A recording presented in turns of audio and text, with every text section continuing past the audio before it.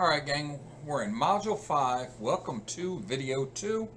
And in this second video, we're going to talk about the escape sequence I mentioned in that first video in Module 5. And we're also going to talk about concatenation. It's about a $15 word, and it's a very simple concept. Now, the escape sequence. We saw it above, and the \n means new line. \t means tab. So there are a list of them, and I pulled them up here in the w3schools.com in their website. So here's some of the common ones. \\, is actually a backslash. \, single quote is a single quote. \, double quote is a double quote. There's a number of different ones. \b is a backspace. So we've got a variety of different ones. And there will be times that you want to display something that means something special in the code, or it's a special key that you would normally deal with on the keyboard that now you don't see it. So there's a special escape sequence for that character, or for that whatever it may be, new line. And it's traditionally there's special characters. So they've got an example up here of a string, literal constant, you see it, but they want to put quotation marks around the word Vikings. And to be able to do that, we have to use the escape sequence followed by double quotes. Now if I come over here, here's that code. Text equals we are so-called Vikings from the north, print text, and here's what it came out with. And you see the double quotes. Now, if I did not put that \, this would not have come out that way. It would have had a problem. Okay. So, with that said, there are a number of times that you're going to have to deal with some special character or some escape sequence. So you're going to have to get familiar with this. The most common one you'll see is \n. I don't use \t all that much, except if I'm going to indent something. We've got the single quote, the double quote, as we showed in that example. 2 backslashes ends up being just a single \.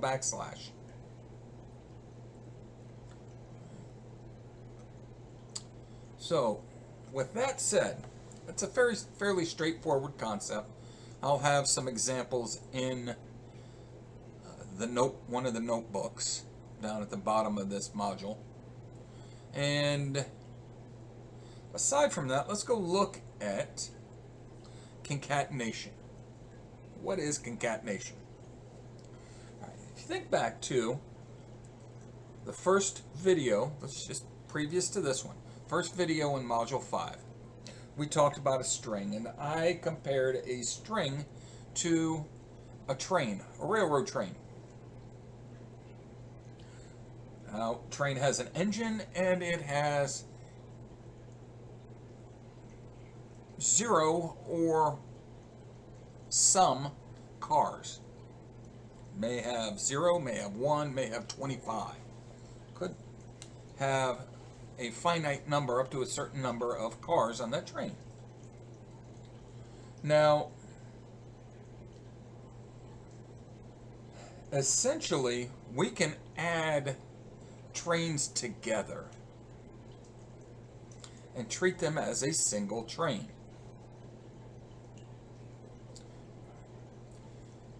And how we're going to go about doing that is this, as we spoke in the previous video is a string literal constant. Oh, hang on. I had to have that closing. I prefer, as I said before, use double quotes on these. This is a string literal constant. So you have strings, two of them. They're literally going to get printed out exactly as you see them. And they're constant. They do not change. They're not a constant piece of data. They're a string literal constant. That we talked about it before. They're literals. Now, with these literals, I can combine them together just like I connected two trains. Now, when I connect them, it lets go of, if they were variables, it would let go of the names. So we'll just deal with it as the train cars themselves. We take these cars and we connect them or concatenate them with these train cars. And now they become a new sequence of cars, and they do not add a space in between like the comma does, how we saw that before. Now, that's how we take them and combine them.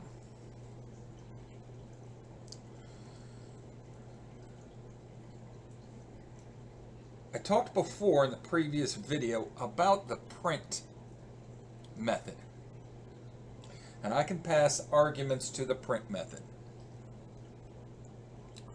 Now, there's a couple of ways I can deal with what I pass to the print method. I can pass the print method this string literal constant, comma, this one.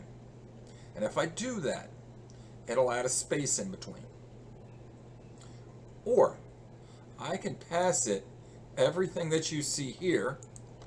It takes that, concatenates it together in a single argument, not separated by commas, in a single argument, and treats it as one single argument that's been concatenated together, and there is no space in between other than the one that's part of that first string you see there. So that's one way. Or what we would do traditionally a lot of times is just put the comma in between the arguments. But got to keep in mind that when I do that, and if they are multiple strings, it's going to add that space in there. So these two string literal constants were displayed one following the other, but they were not concatenated. They were displayed sequentially, but they were not concatenated. Same thing here. Displayed sequentially, but that's not concatenation. That's just displaying something literally. Now, I'd prefer, if you want to display something, that you don't do it this way. Use the print method. Use some functionality to do the work for you.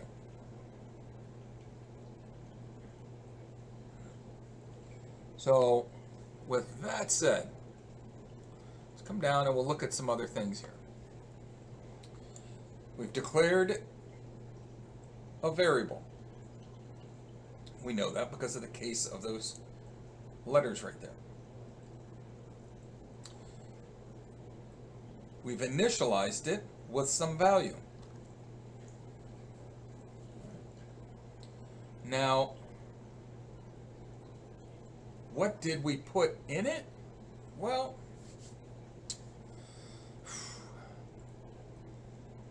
what happens here is, because we wrapped it up in parentheses, the computer says, all right, I'm going to take whatever's in parentheses.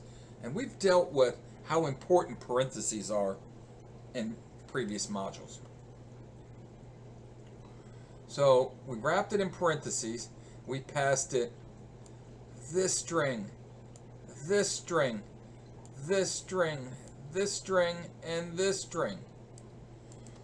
This is implicitly concatenating these all together and storing them in this variable.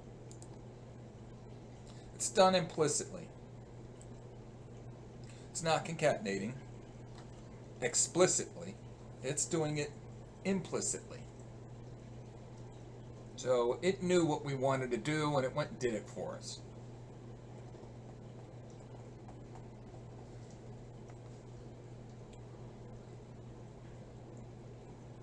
We've got other examples here where we take a string, we store it in this variable, we take whatever's in that variable, and we put a copy of it in this other variable called B.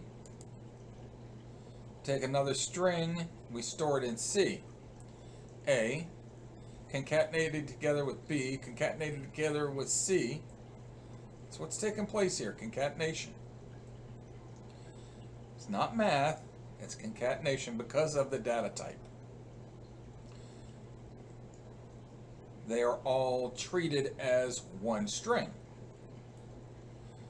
On this part, this is different. This goes back to that example I was talking about a little earlier. We are passing multiple arguments. What's the difference between passing multiple arguments and that concatenation? Concatenation does not add a space in between them. The print method, by passing multiple arguments, does add that space in there. And it could make a difference depending on how we're dealing with displaying something, what the output looks like, and how things appear is important. In other classes, I use some software called MindTap. It's a Cengage product, and I've just done away with it in this class. Up to summer of 2022, I had used this for this class. Faithfully, I use MindTap for this class every term. And there was a lot of exercises that you were graded on doing. I don't want to burden you with work beyond something you're familiar with. So in this class, I've got notebooks. You take your time. You know how much time you need based on how comfortable you are with it. Go play with these concepts. Test yourself and see what happens if I do this. I like to call it exploring. Go explore. See what happens when you try different things. It's the only way you'll find out what works and what doesn't work is if you go play with it and try. There's no limit on how much time you can spend just going in and exploring with programming code. So you'll have, in this module, you'll have a notebook, plenty of things you can go explore and play with. Get familiar with how things work and what happens when you change things around and the different escape sequences. All right. So I'm going to see you in the next video. That'll be 5-3, where we pick up with this duplication, and I'll talk more about what indexing is and where we start counting at 0. And we'll give those train cars an index. And we'll also talk about how we output things in special string output formatting. So I'll see you in the next video.